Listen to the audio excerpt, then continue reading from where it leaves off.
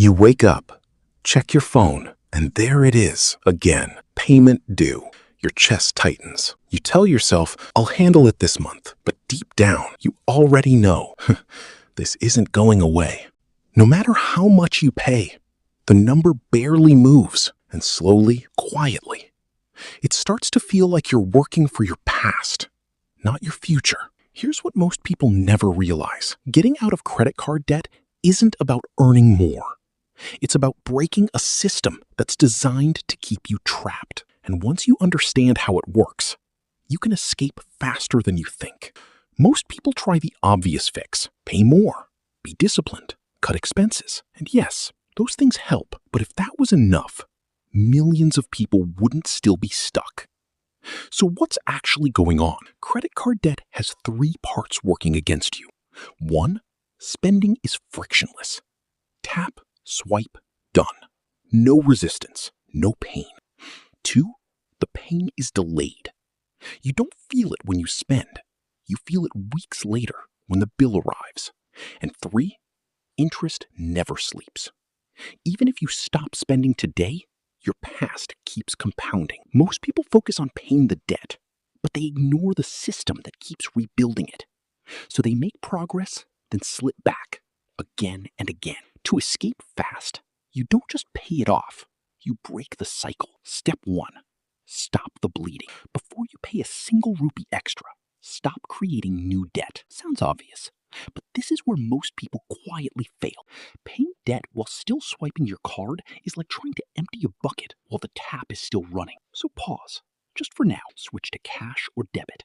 Bring back the feeling of spending, because when money feels real, you naturally spend less. Step 2, face the real number. Most people avoid looking at the full picture. They check one card, one minimum payment, one small piece.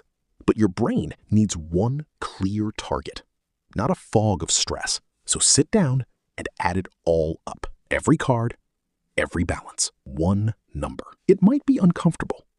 That's okay, because vague fear keeps you paralyzed. A clear number gives you something to fight.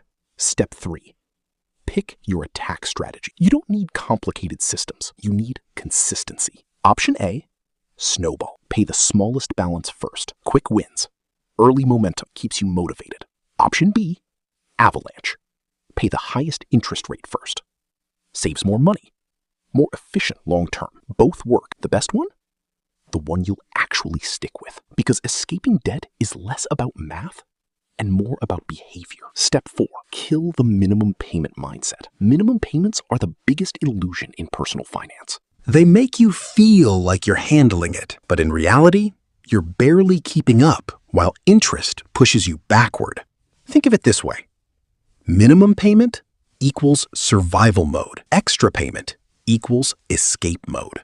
Even $50 extra per month makes a real difference. Every dollar above the minimum goes directly toward reducing your debt, not feeding the interest machine. Step 5, find your hidden money. Most people say, I don't have extra money to put toward debt, but it's usually hiding in plain sight. Subscriptions you forgot about, daily food delivery, impulse purchases that felt small in the moment. You don't have to be extreme. Just be aware. Cutting $10 here, $20 there doesn't feel like much, but combined and redirected toward debt, that's your escape fund. Step 6, earn more, but with purpose. Yes, earning more speeds everything up, but here's the trap. Most people earn more and spend more. Nothing changes. If you bring in extra income, freelancing, side work, selling things you don't use, give that money one job: debt destruction.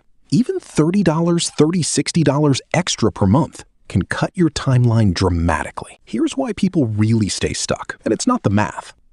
Debt creates stress. Stress creates avoidance. Avoidance makes everything worse. So people stop opening statements, stop tracking, stop thinking about it. And that avoidance, that's what keeps the cycle alive. The shift. Stop seeing debt as a burden you're buried under. Start seeing it as a temporary problem you are actively solving. The moment you engage with it, you take back control. And once you pay off your first card, something changes in you. You feel capable. You feel momentum.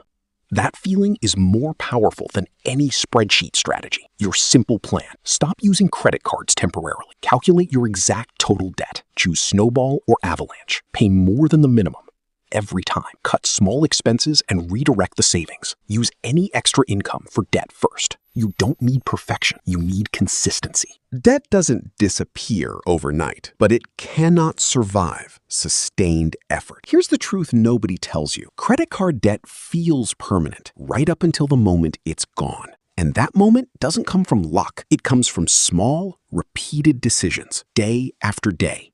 Choosing not to swipe, paying a little extra, facing the number instead of avoiding it. Because freedom isn't about how much you earn, it's about how much control you have. And once you break this cycle, you don't just escape debt, you become the kind of person who never falls into it again.